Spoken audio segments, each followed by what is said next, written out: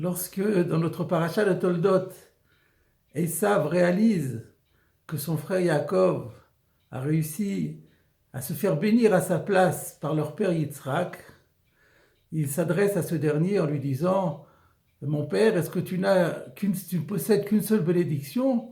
Bénis-moi aussi, mon père. » Et Yitzhak accepte de le bénir.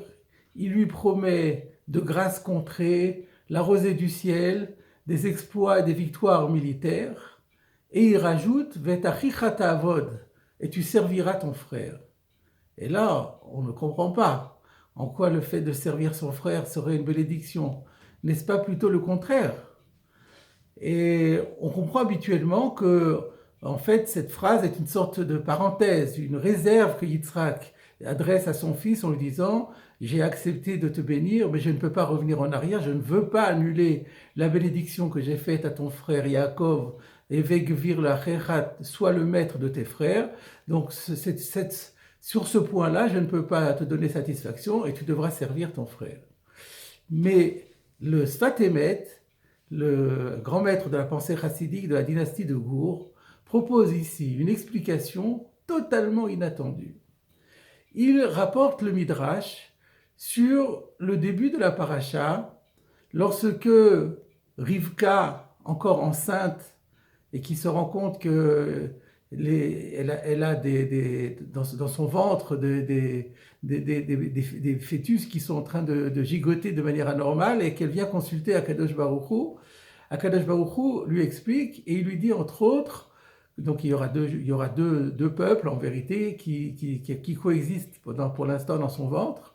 V'rav yavod sa'ir, et l'aîné sera le serviteur du plus jeune.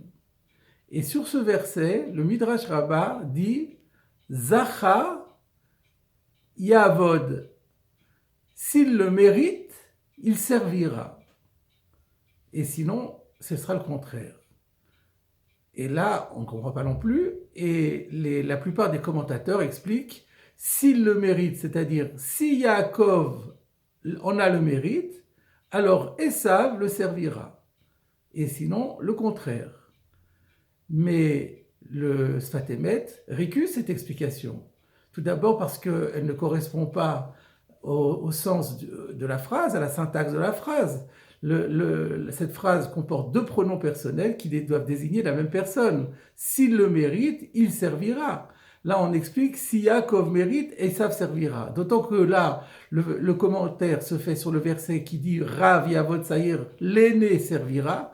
Donc c'est bien de l'aîné dont on parle et dont on dit qu'il servira. Et on dit aussi que ce sera pour lui un mérite. Et cela demande à être expliqué. Et de plus, si on disait, comme le comprennent la plupart des commentateurs, qu'en réalité ça veut dire c'est celui qui le mérite qui sera servi par son frère. Si c'est Yaakov qui mérite, Esav le servira. Et si c'est Esav qui le mérite, c'est Yaakov qui le servira. Il s'avère que finalement, il n'y a aucune différence entre les deux frères. Et donc le verset qui dit « l'aîné servira le plus jeune » est faux et incomplet pour le moins. Or le but de ce verset était de clarifier les choses pour Rivka.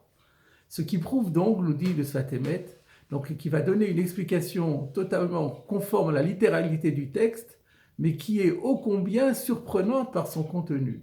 Et l'explication est la suivante, c'est que pour Esav, la plus grande bénédiction, le plus grand mérite, c'est qu'il devienne serviteur de Yaakov.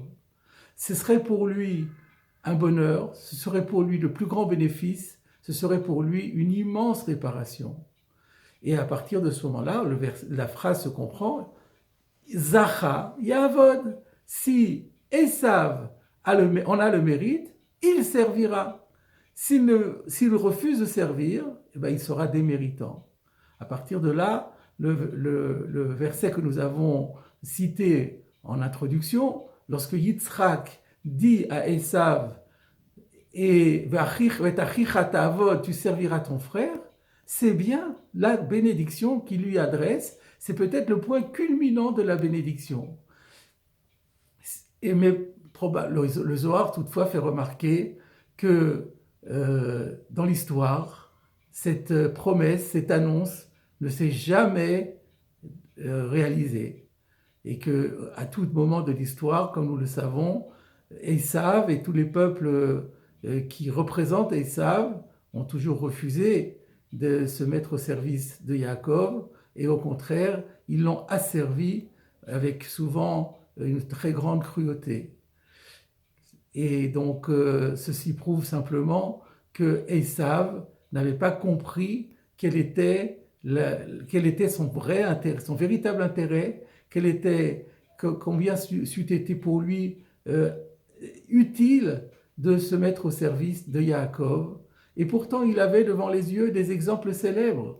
On peut penser à Eliezer, serviteur d'Abraham, qui est devenu un très grand sadique, qui initialement appartenait à une race maudite et qui finalement s'est appelé Baruch, qui est devenu béni, parce qu'il a, au contact d'Abraham Avinu, il a subi une véritable transformation. Si Esav avait accepté de se mettre au service d'hommes de foi, d'hommes d'éthique, d'hommes de Torah, il aurait été complètement transformé.